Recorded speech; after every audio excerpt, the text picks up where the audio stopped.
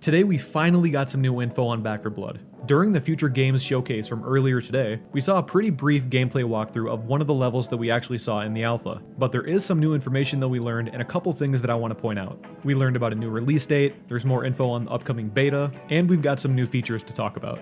The first thing I want to point out is the improved graphics. If you look close, you can tell the visuals look a little sharper, and the blood effects especially have really improved since the alpha. I know a common complaint from the alpha was that the blood was just a little too bright, and when you shot into a horde, it just kind of went everywhere and made things hard to see. But now not only can you tell that the blood is a little bit darker, but it also has really good like spray and gore effects. It even lands on walls and covers other surfaces. It just looks really sick, and it's cool. It's good to see video games do gore well again, because I don't know if it's just me, but it seems like gore effects in games have been really toned down in recent years, especially if you look at like old Gears of War games compared to the new Gears of War games. It just kind of feels like it's been toned down a lot, but maybe that's just me.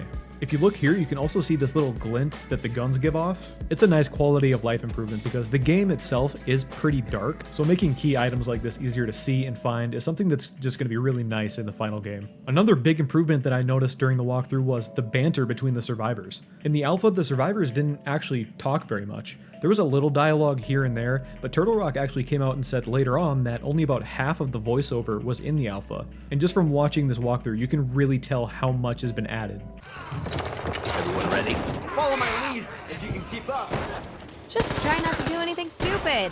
I'm really glad there's more dialogue because it's something that added a lot of character to the Left 4 Dead series, and all the Back 4 Blood voice actors are extremely talented. And I'm really excited to learn more about the other survivors. And actually, Turtle Rock confirmed that there are 8 survivors at least at launch, which we've seen 5 of so far. They also talked about the card system again, which I don't really want to dive deep into because I talked about that in my review of the alpha, but in a nutshell, cards are basically modifiers that change certain aspects of the gameplay. There's 2 kinds of cards, some that work against you and those that benefit the player. Some examples are bigger hordes, faster ridden, and covering the map with fog.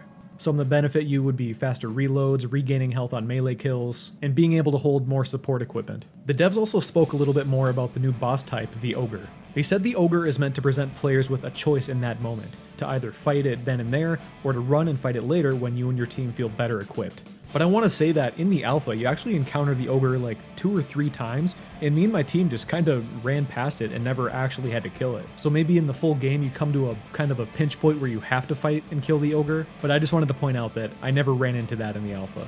There's also a couple things that I noticed here. If you look right here, you can see the Ogre walking through and destroying one of these concrete pillars. I thought that was pretty cool, and I don't think that was in the alpha. I saw that the Ogre can tear through this chain link fence at the start of the tunnel, so the fact that the Ogre can actually destroy terrain when it's chasing you is a pretty awesome feature. But the last bit of information I have relates to the game's release date and information on the upcoming beta test.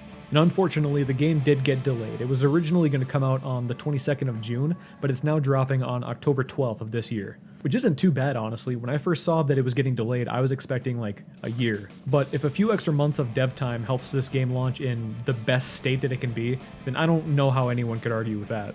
I'm just excited to play this game, and I'll wait as long as it takes. And speaking of which, they announced that the beta test is going to be happening sometime this summer. Not only is it going to be on both consoles and PC this time around, but it's going to be an open beta.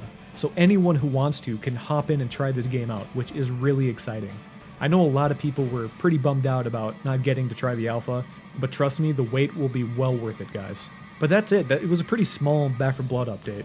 I'm really glad we got some new info, and the fact that the game has been delayed explains kind of a lot, honestly. Turtle Rock's actually been pretty quiet since the alpha released, and I'm glad we finally got something. But if you made it through, a like helps this video and my entire channel out a lot, and let me know how excited you are for Back 4 Blood in the comments down below. Thanks for checking out the video, guys, and I'll see you all in the next one.